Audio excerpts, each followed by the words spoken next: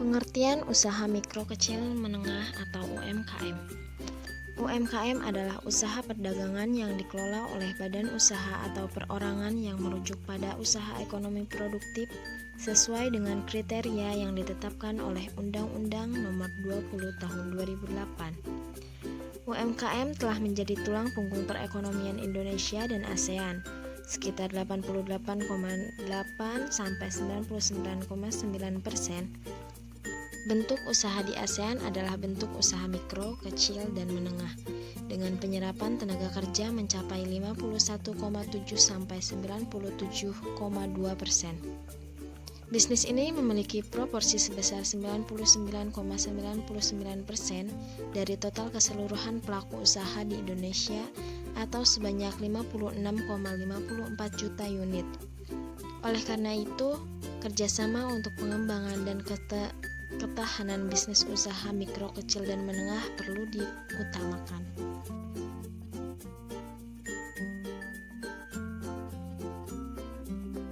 Mengapa usaha kecil dan UMKM perlu membuat laporan keuangan?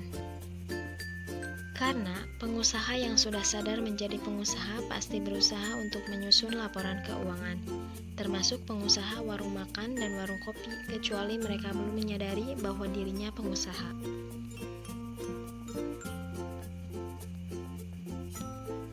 Di sini ada penjelasan tentang laporan keuangan.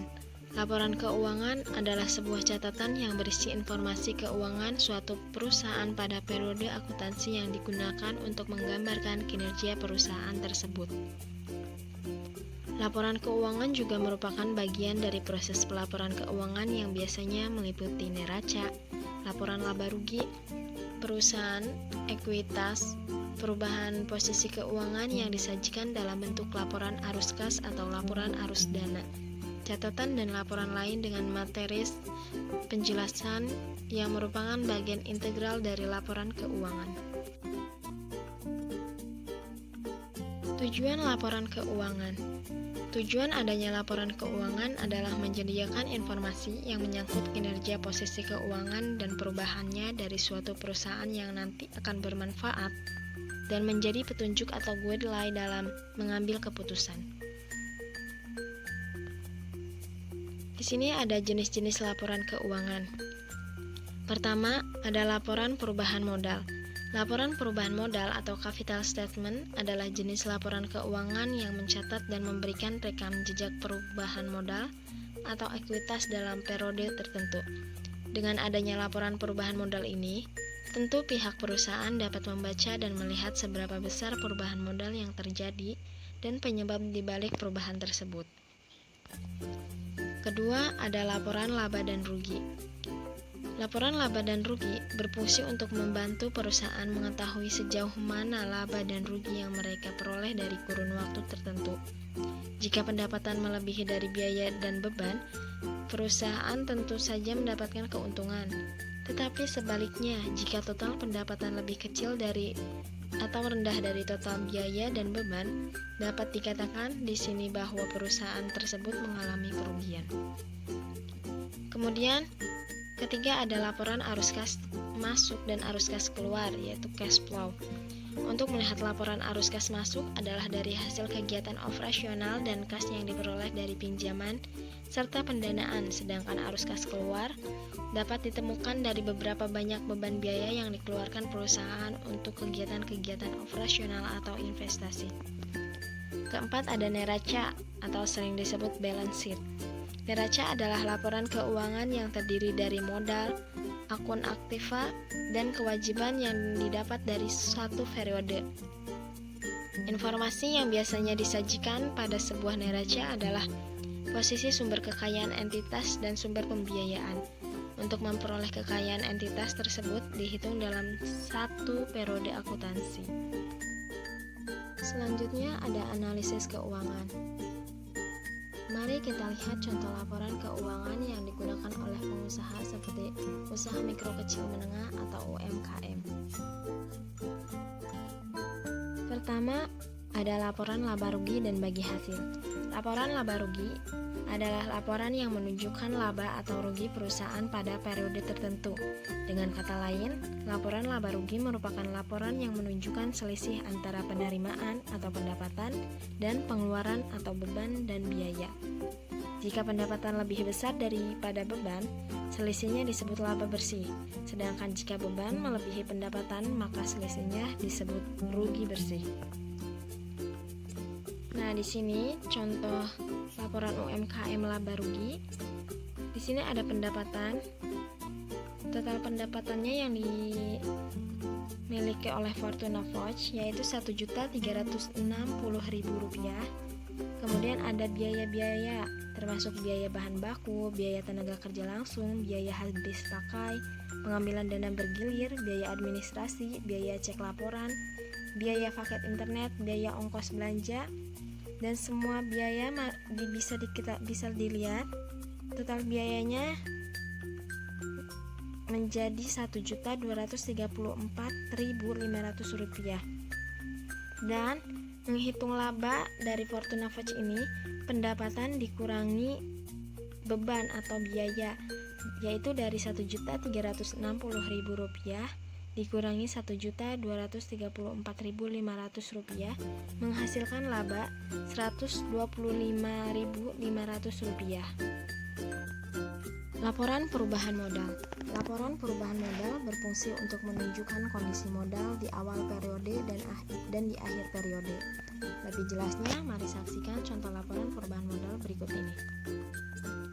Di sini ada contoh perubahan modal Fortuna Forge pada periode 31 Januari 2016. Pertama ada modal awal, yaitu Rp1.067.500. Kemudian ada laba rugi, yaitu Rp94.125. Kemudian ada FRIP atau pendapatannya sama saja dengan laba, yaitu Rp94.125, sehingga modalnya itu dari modal awal ditambah FRIP-nya menjadi Rp1.161.625. Laporan arus kas. Ada 3 bagian yang disajikan dalam laporan arus kas, yaitu ada arus kas dari aktivitas operasi, kedua arus kas dari aktivitas investasi, dan terakhir arus kas dari aktivitas pendanaan. Di sini ada contoh laporan arus kas dari UMKM Fortuna Forge periode 31 Januari 2016. Bisa dilihat aliran kas dan aktivitas operasi. Pertama, aliran kas masuk, yaitu penerimaan penjualan tunai senilai sekian, penerimaan piutang usaha, jumlahnya. Aliran kas aktivitas dari operasi yaitu Rp1.360.000. Kemudian ada aliran kas keluar, yaitu dari biaya-biaya seperti biaya bahan baku, biaya tenaga kerja langsung, biaya habis pakai, biaya administrasi, biaya cetak laporan, biaya paket internet, dan biaya ongkos belanja. Dan semua biaya itu dijumlah sehingga menghasilkan Rp1.067.500. Kemudian ada aliran kas dari aktivitas operasi, yaitu senilai Rp292.500. Dan kemudian ada aliran kas dari aktivitas pendanaan. Ada aliran kas masuk, modal dari, misal ada yang investasi dari Gunadarma, terus modal Fortuna Forge-nya berapa, lalu totalnya dari modal-modal tersebut. Kemudian ada aliran kas keluar, yaitu dari pengembalian tadi ke Gunadarma, pengembalian laba ke Gunadarma, lalu ditotal sehingga menghasilkan 108.125. Aliran kas bersih dari aktivitas pendanaan yaitu sekian. Lalu ada kenaikan bersih kas selama periode Januari, yaitu senilai Rp1.161.625.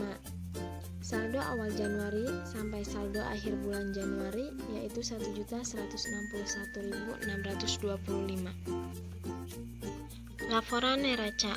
Neraca di bawah merupakan jumlah aset, kewajiban, dan modal dari pemilik Fortuna Forge dari Januari 2016. Bentuk neraca seperti ditunjukkan di bawah disebut bentuk akun firm. Karena bentuk tersebut mencerminkan bentuk dasar dari persamaan dasar akuntansi dengan aset ditampilkan di sisi kiri, yaitu kewajiban, serta ekuitas pemilik di sisi kanan. Bagian aset di neraca menyajikan aset berdasarkan urutan pos yang paling liquid atau cair diletakkan yang paling atas. Selanjutnya diikuti dengan aset lain sesuai dengan tingkat likuiditasnya, misalnya piutang usaha, bahan habis pakai, dan piutang sewa. Di sini ada contoh laporan neraca dari Fortuna Foch periode 1 Januari 2016. Bisa dilihat ada aktiva dan pasiva. Aktiva terdiri dari aktiva lancar, yaitu kas, piutang usaha, total aktiva lancar, aktiva tetap, perlengkapan, total aktiva tetap, dan bisa dilihat total aktiva tersebut yaitu 1.067.500. Kemudian di samping kanan ada pasiva, terdiri dari utang lancar, utang ke Gunadarma, total utang.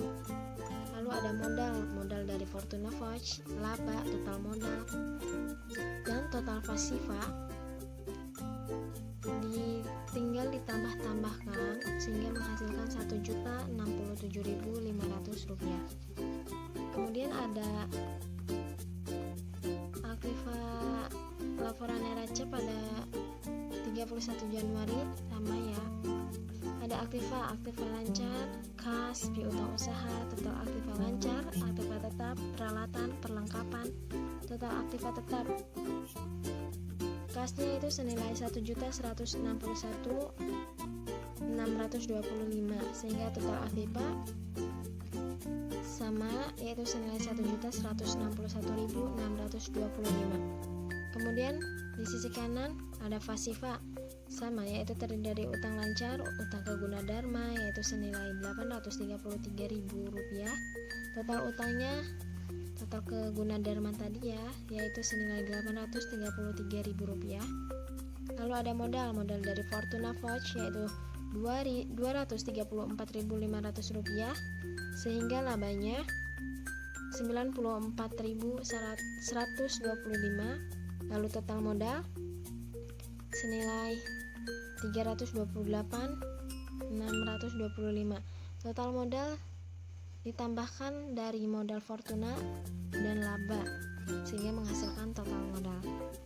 Lalu total pasifanya yaitu Rp1.161.625. Terima kasih.